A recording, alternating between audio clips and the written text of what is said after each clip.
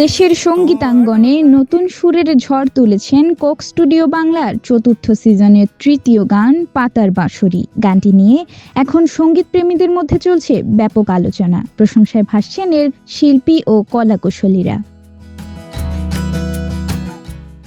গানটিতে প্রেম, অপেক্ষা, বিরহ এবং ভালোবাসার গভীর অনুভূতি অত্যন্ত আবেগময়ভাবে তুলে ধরা হয়েছে। দূরে থাকা প্রিয় মানুষের বাঁশির সুর যেন হৃদয় তৈরি করে এক অদৃশ্য টান। এই ভাবনাকেই গানের মূল গল্প হিসেবে ফুটিয়ে তোলা হয়েছে। পাতার বাঁশরি গেয়েছেন সুনিধি নায়েক ও ঈশান মজুমদার। গানটির কথা ও সুর করেছেন ঈশান মজুমদার আর সঙ্গীতায়োজন করেছেন অদিত রহমান এবং পুরো সিজনটি কিউরেট ও প্রযোজনা করেছেন সায়ান চৌধুরী অর্ণব। শিল্পীদের কণ্ঠের আবেগ, সুরের মাধুর্য এবং সঙ্গীতের ভিন্নধর্মী আয়োজন গানটিকে দিয়েছে আলাদা মাত্রা। প্রকাশের পর থেকেই সামাজিক যোগাযোগ মাধ্যমে গানটি নিয়ে ইতিবাচক প্রতিক্রিয়া দেখা যাচ্ছে।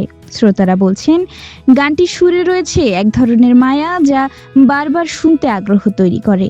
বিশেষ করে এর কথার সরলতা ও আবেগঘন পরিবেশনা অনেকের মন ছুঁয়ে গেছে।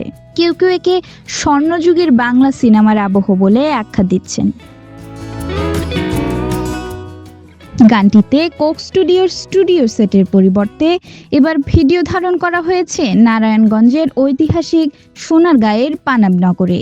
কোক স্টুডিও বাংলা বরাবরই দেশীয় সঙ্গীতের বৈচিত্র্য তুলে ধরার চেষ্টা করে আসছে। পাতার বাঁশরি সেই ধারাবাহিকতায় নতুন এক সংযোজন, যেখানে আধুনিক সঙ্গীতের সঙ্গে মিশেছে আবেগ, গল্প ও শেকরের অনুভূতি। গানটি এরই মধ্যে শ্রোতাদের মাঝে তৈরি করেছে আলাদা পরিচিতি।